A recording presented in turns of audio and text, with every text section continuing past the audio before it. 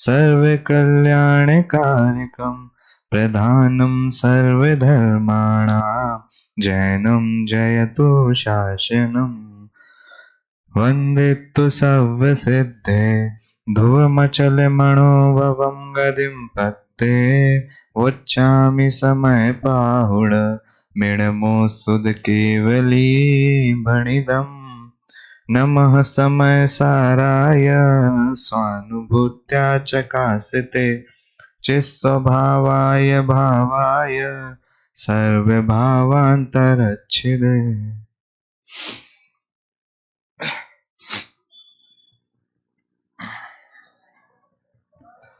छात्र प्रवचन के क्रम में समयसार ग्रंथादिराज पर चर्चा चल रही है। उसमें आज 6वीं गाथा।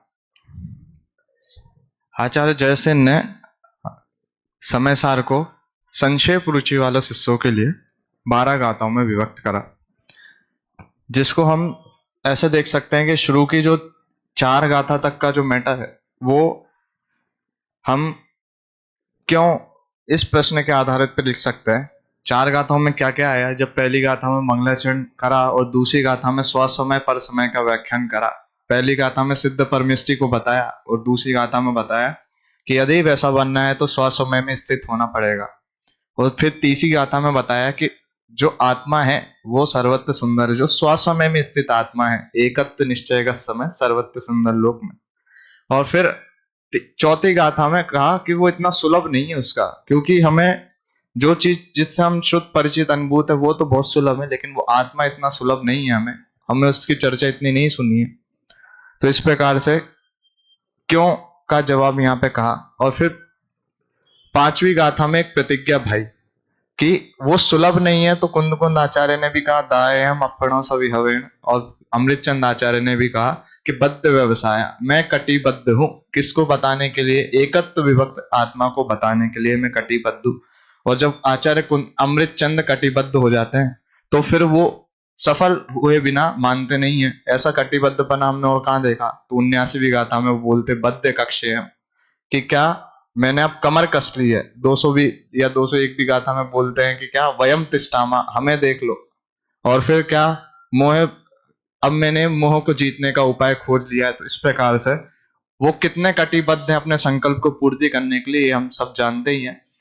फिर 6वीं गाथा से प्रश्न खड़ा होता है क्या 6वीं और 7वीं गाथा में, और इसके बाद कैसे से प्रश्न खड़े होते हैं। तो इस प्रकार से 12 गाथाओं तक का संक्षेप रुचि वाले शिष्यों के लिए ये मैटर था। और वास्तविकता में देखें तो समय सारक में जो कुछ है वो इस 6वीं 7वीं गाथा के विस्तार रूप ही है। 6वीं 7वीं गाथा के विस्तार रूप में ही उसको कहा गया है। तो कितनी महत्वपूर्ण गाथा है ये। संपूर्ण समय सार का सार, जिनागम का सार इन गाथाओं में भरा हुआ है। गुरुदेव श्री तो ऐसा लिखते हैं, ऐसा बोला अपने प्रवचन में कि कुंद कुंद आचार्य ने 6वीं गाथा लिखकर सत्य को जाहिर कर दिया है, जगत जाहिर कर दिया उस सत्य को। ये 6वीं गाथा इतनी महत्वपूर्ण हमारे लिए है। तो इस 6वीं गाथा जिसको हम 6वीं 7वीं गाथा को जिसको रूढ़ी से बोलते हैं, ये दृष्टि का विषय बताने वाली गाथा है। कल थोड़ी सी चर्चा करी भी थी कि दृष्टि क्या है, उसका विषय क्या है। एक बार संक्षेप में देखते हैं कि दृष्टि को बताया था कि पर्सपेक्टिव, नजरिया, जो विजन है वो दृष्टि है, और उससे हम जो देख रहे हैं वो उसका विषय है। कल हमने 2 व्यक्तियों का उदाहरण लिया था, बीच में 6-9 बना हो तो वो दोनों अपनी अपनी अपेक्षा सही है, लेकिन जहां जिसकी प्रधानता है वहां उस अपेक्षा से हमें ग्रहण को करना चाहिए।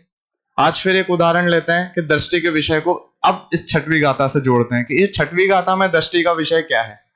तो 6वीं गाथा में दृष्टि का विषय बताया कि दृष्टि को कहा शुद्ध नय की दृष्टि। शुद्ध नय की दृष्टि जिसमें सारी अभेदता है, अखंडता है, ऐसा आत्मा जो दिखाई दे वो शुद्ध नय जो देखे, और उसका विषयभूत अर्थात शुद्ध नय का विषयभूत वो आत्मा। तो ये दृष्टि का विषय 6वीं गाथा के लिए क्या है? शुद्ध नय का विषयभूत वो आत्मा, जिसमें अपनापन करने से सम्यक दर्शन हो जाए, जिसमें ज्ञान, जिसका ज्ञान करने से सम्यक ज्ञान हो जाए, जिसमें रमने से सम्यक चारित्र की प्राप्ति हो जाए। और घूम फिर के कहा जाए दूसरी गाथा में जो कहा कि हम स्वसमय में स्थित हो जाए और हमें भी वो एकत्व विभक्त आत्मा प्राप्त हो जाए, अनुभव हो जाए उसका, जिसको 5वीं गाथा में कहा था कि अनुभव करना।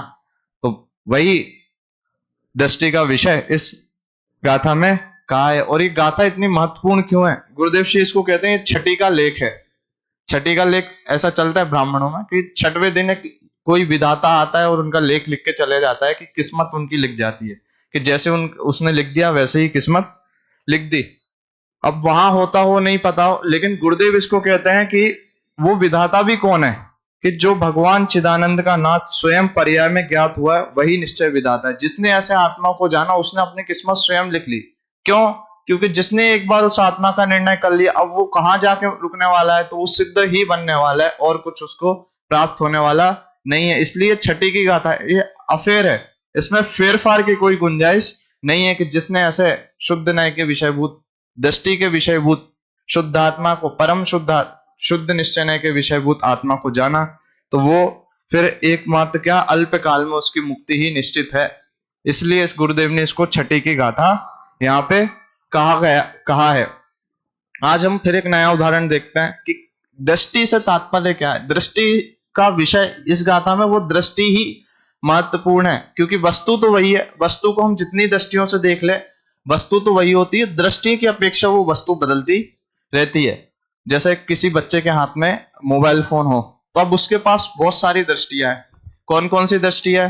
कि वो उसका पढ़ाई में भी उपयोग कर सकता है, वो उसको कुछ फालतू के कामों में भी उपयोग कर सकता है, वो उस एक मोबाइल फोन से बिजनेस की तरफ भी बढ़ सकता है, वो और कुछ भी जरूरतमंद चीजें या गैर जरूरी चीजें दोनों की दोनों कर सकता है। तो इस आत्मा को जानने के लिए कितनी दृष्टियां हैं? तो जैसा कि हम नैचक में पढ़ते हैं कि जितने वचन विकल्प होते हैं उतने नए विकल्प होते हैं, और जितने नए विकल्प हैं उतनी ही दृष्टियां कहीं गई हैं। यहां मैं बैठा हूं और इस जगह को देखने की कितनी दृष्टियां हैं? तो एक कोई अगर मेरे पास में खड़ा होगा तो उसको अलग दिख रहा है, सामने कोई खड़ा होगा तो उसको अलग दिख रहा है, कोई इस साइड खड़ा होगा तो उसको अलग दिख रहा है। ऐसे ही एक आत्मा को जानने की कितनी दृष्टियां हैं? तो कहा बहुत सारी दृष्टियां हैं। उनको संक्षेप में कहें तो दो दृष्टियां यहां पे पकड़ी, एक द्रव्यार्थिक दृष्टि, एक पर्यायार्थिक दृष्टि। पर्यायार्थिक दृष्टि, दोनों ही दृष्टियां इस गाथा में बताई हैं, एक नास्तिक रूप से बताई। पर्यायार्थिक दृष्टि जो है, पर्यायार्थिक न्याय जो बताया वो नास्तिक रूप से बताया, वो अशुद्धता को हटाने रूप से बताया। और द्रव्य दृष्टि को कहा जो त्रिकाली एक सत अनादि अनंत नित्य उद्योत प्रकाशमान जो परमात्मा है, वो उसको द्रव्य दृष्टि का विषय इधर पे कहा गया है। ऐसा नहीं है कि दृष्टि का विषय चल रहा है इसका मतलब सिर्फ द्रव्य दृष्टि को रखो और पर्याय दृष्टि को बिल्कुल एकांतता से हटा दो। एकांतता नहीं, पांचवी गाथा की टीका की पहली लाइन है कि शब्द भ्रम, वो स्याद पद से अंकित, इसलिए दोनों पक्ष यहाँ पे है, लेकिन एक प्रधान रूप से, एक गौण रूप से, एक नास्तिक रूप से बताया, एक अस्थिर रूप से बताया। तो द्रव्य दृष्टि को यहाँ पे प्रधान किया है। मैं इस पक्ष में नहीं जा रहा कि पर्याय दृष्टि को भी रख, लेकिन हम उसको एकांतता से हटा दें ये संभव नहीं है, आगे उसकी चर्चा करेंगे। तो द्रव्य दृष्टि को यहाँ पे प्रदान किया गया है कि उस बच्चे के हाथ में मोबाइल, उसमें से हम चाहें कि वो गैर गैर चीजें हटा दें तो ऐसा संभव नहीं है, वरना मोबाइल के खंड हो जाएगा। और ऐसे ही हम क्या कर सकते हैं? तो उसको गौण कर सकते हैं। प्रवचन सार का उदाहरण लिखते हैं ना दादा न्याय चक्र में कि द्रव्यार्थिक न्याय को प्रदान करने का मतलब क्या है? कि दो चक्षु है हमारे पास, एक द्रव्यार्थिक न्याय की चक्षु, एक पर्यायार्थिक न्याय की चक्षु। तो यदि द्रव्यार्थिक न्याय की चक्षु को प्रदान करना है तो पर्यायार्थिक न्याय की चक्षु को सर्वथा बंद करना होगा। बंद करने का तात्पर्य उस आंख को फोड़ना नहीं है, उसको सिर्फ बंद करना है। गौण का अर्थ है उसको सिर्फ उस, जिस समय हम द्रव्यार्थिक न्याय को प्रदान कर रहे उस समय उसको सिर्फ गौण करना है, वो वचनों में नहीं आ सकता है एक साथ। इसका तात्पर्य यह नहीं कि अशुद्धता है ही नहीं, ऐसा नहीं, लेकिन जब जब हम दृष्टि के विषय की चर्चा करते हैं तो उस अशुद्धता को गौण करते हैं। क्यों?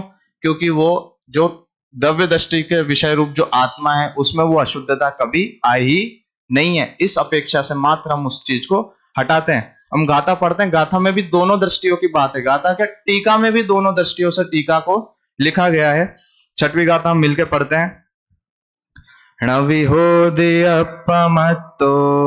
नपमत्तो जान गोदु जो भावो एवं बढ़ंति शुद्धम नादो जो सो दुसो चेवा।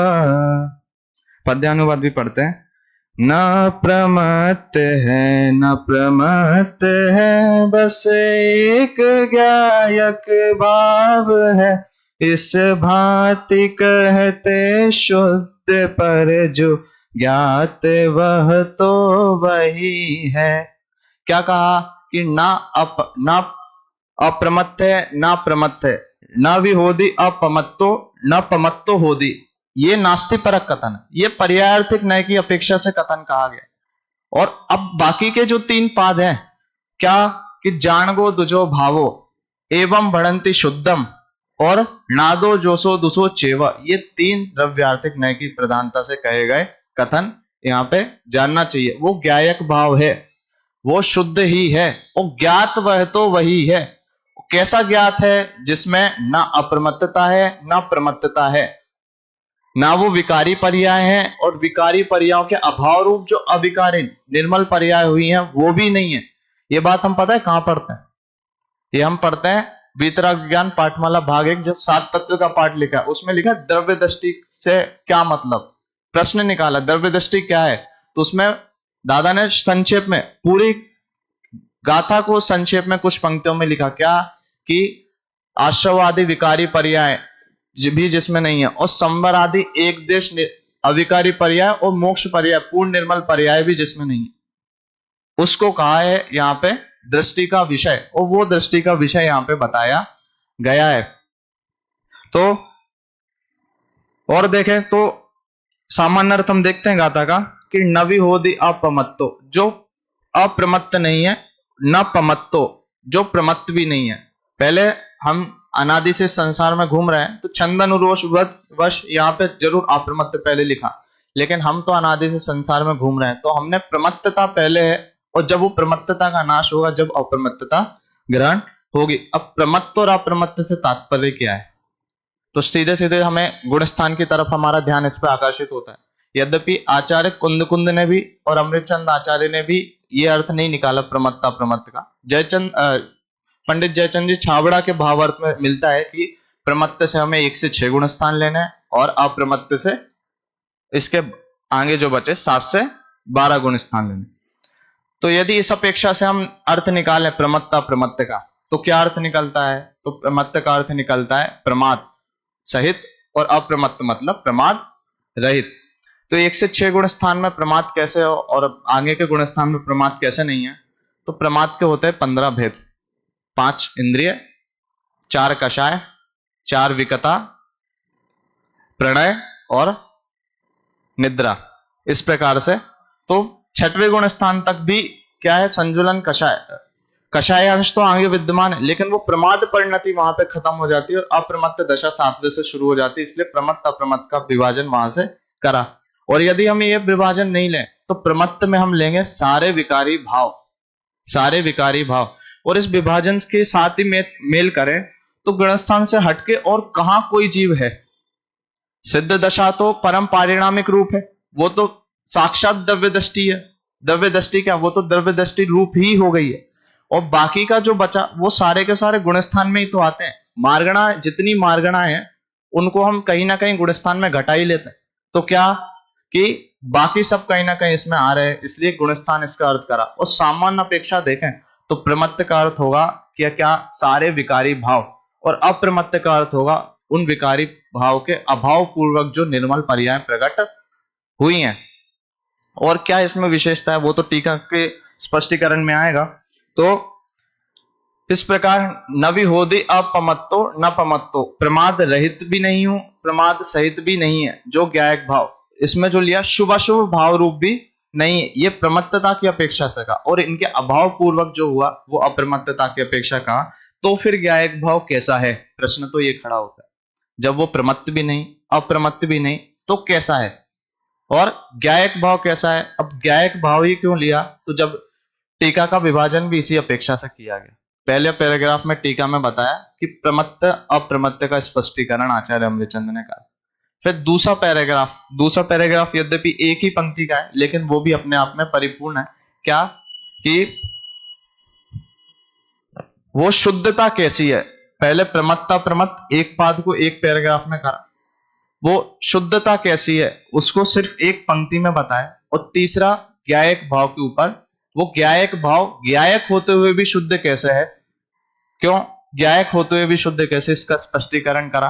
तो तब इसकी चर्चा करेंगे। तो जान गो दुजो भावो एवं बढ़ंति शुद्धम णादो जोसो दुसो चेव, कि क्या इस प्रकार वह ज्ञायक भाव शुद्ध है और कैसा है, ज्ञात वह तो वही है। इसका तात्पर्य क्या है? कल जब भाई साहब समीक्षा कर रहे थे तो उन्होंने इशारा भी करा था इसके ऊपर। तो जैसे हम वो पढ़ते हैं नाके नाकाऊ के साम सुख, जैसा स्वर्ग के देवों का सुख कैसा है, तो वहां उत्तर दिया स्वर्ग के देवों के द्वारा सुख जैसा भोगा वैसा ही उनका सुख है। कोई कहे कि सिद्ध दशा में कैसा आनंद आता है, वो हमें थोड़ा सा बता दो। तो ऐसे स्टॉप देश में आप आगे देखें 27 नंबर का श्लोक, एको हम निर्ममो शुद्धो ज्ञानी योगेंद्र गोचरा। ज्ञानी योगेंद्र गोचरा, वो योगियों के बस की ही बात है। योगी से तात्पर्य वहां सिद्ध तक के ले ला, कि क्या जैसा जैसा आनंद उनको हो रहा है वैसा आनंद कैसा है। तो उसका जवाब एक ही है, कैसा, कि जैसा उनको आनंद हो रहा है वो तो उस पर्याय में जाने पर ही पता चलेगा। एक जब 8th क्लास में हम पढ़ते थे तो एनसीईआरटी बुक में एक चैप्टर आता है कि एक बच्चा होता है, उसको स्कूल नहीं जाना होता किसी कारण से, तो वो बहाना करता है कि पेट में दर्द हो रहा है।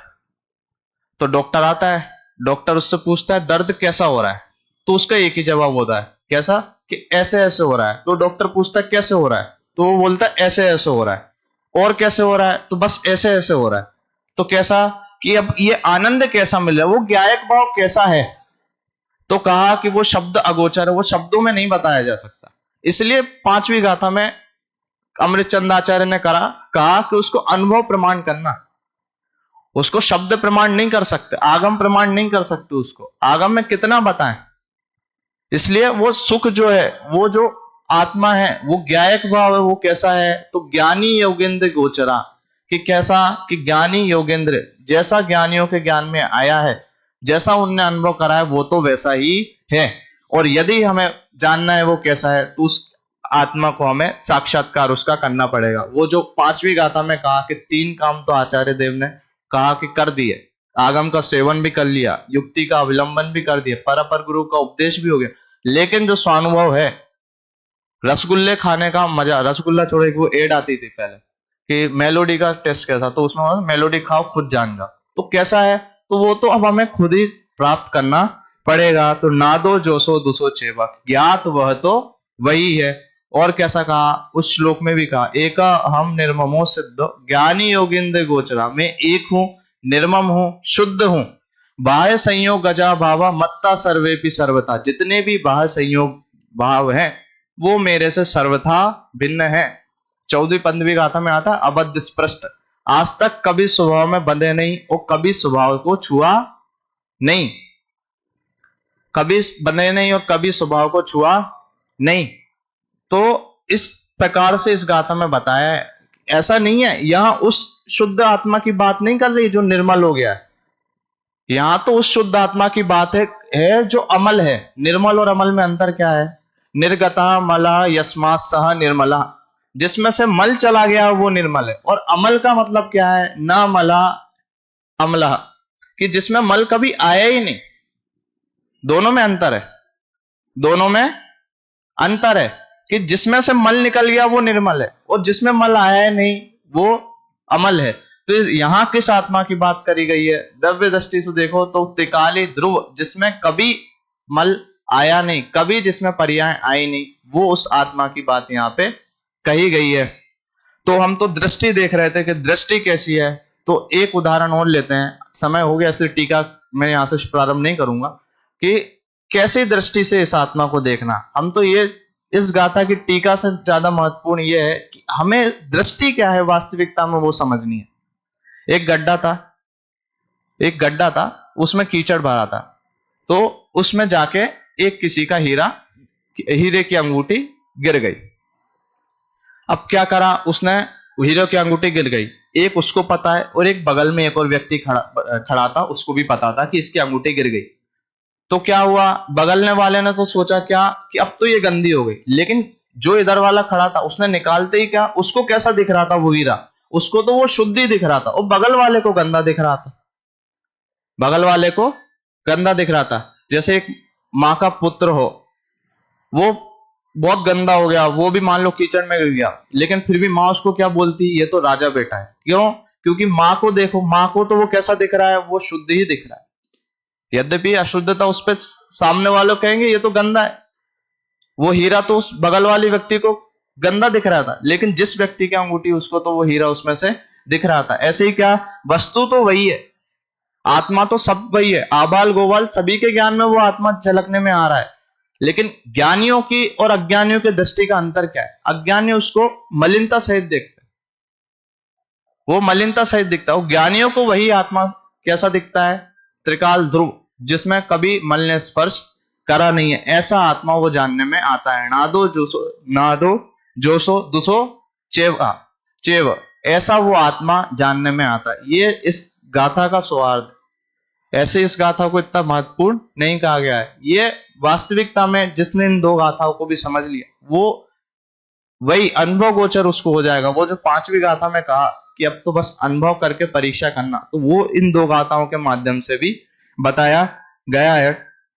तो इस प्रकार से हमारी दृष्टि कैसी होनी चाहिए इस गाथा को समझने के टाइम पे, कैसे कि वो गुरुदेव ने इसके ऊपर बहुत जोर दिया। प्रवचन रत्नाकर में मैंने इसमें पढ़ा कि गुरुदेव ने सब कुछ बताया। जैसे आगे चल के पंडित जयचंद जी छाबड़ा ने पर्याय दृष्टि और द्रव्य दृष्टि की कुछ अंतर लिखे। जैसे उनके भावार्थ में आता है कि यहाँ अशुद्धता द्रव्य दृष्टि में गौण है, व्यवहार है, अभूतार्थ है, परमार्थ है। सॉरी, यहाँ अशुद्धता द्रव्य दृष्टि में गौण है, व्यवहार है, अभूतार्थ है, असत्यार्थ है। और इसके अपोजिट में, बिल्कुल अपोजिट में क्या लिखा कि गौण के अपोजिट में क्या, द्रव्य दृष्टि शुद्ध है, अभेद है, निश्चय है, भूतार्थ है, सत्यार्थ है, परमार्थ है।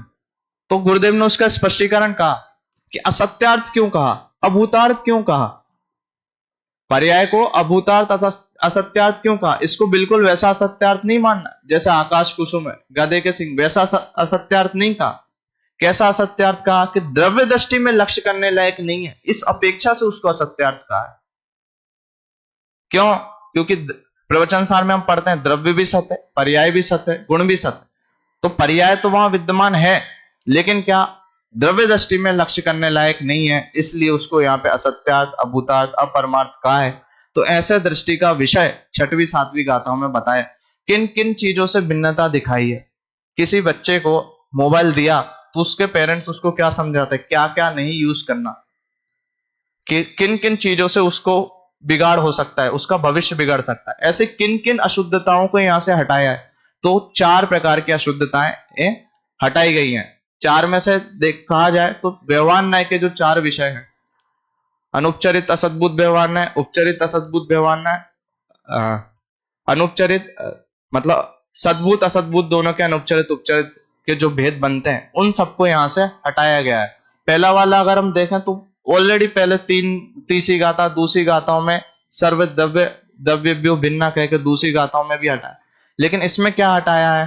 तो गुरुदेव ने 3 चीजें इसमें से निकाली कि क्या, कि कर्म जनित जो पर्याय वे परभाव है।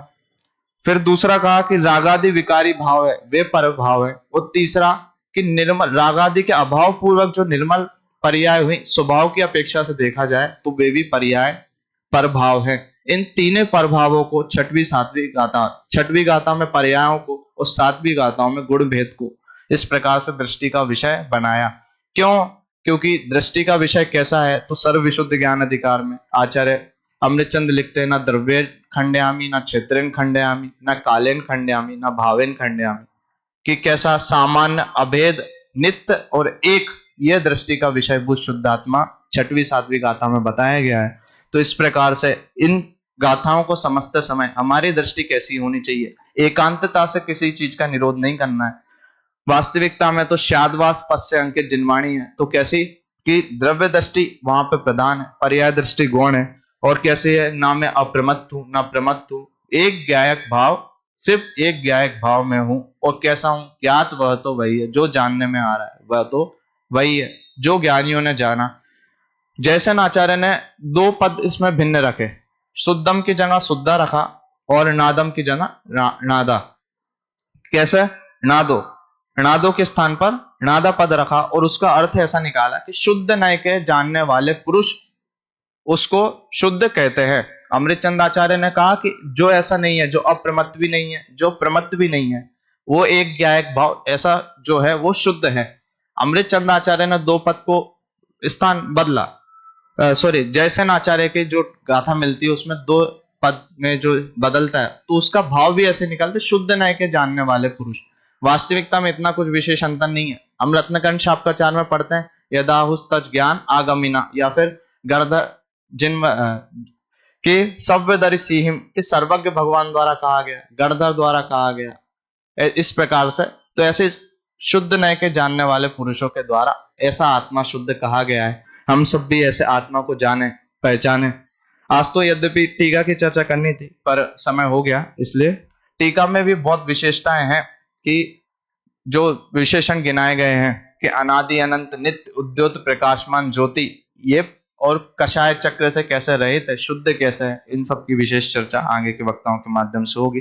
हम भी द्रव्य दृष्टि के प्रधानभूत, शुद्ध नय के प्रधानभूत दृष्टि का विषय अर्थात शुद्ध नय का जो विषय भगवान आत्मा है, त्रिकाली ध्रुव अनादि अनंत एक सामान्य अभेद, ऐसे आत्मा को समझे, जाने और दृष्टि के विषय में उसका अनुभव करें, साक्षात्कार करें और अपना कल्याण करें। इसी मंगल भावना से अभी की बात को विराम दें। ओम नमः सिद्धेभ्यो।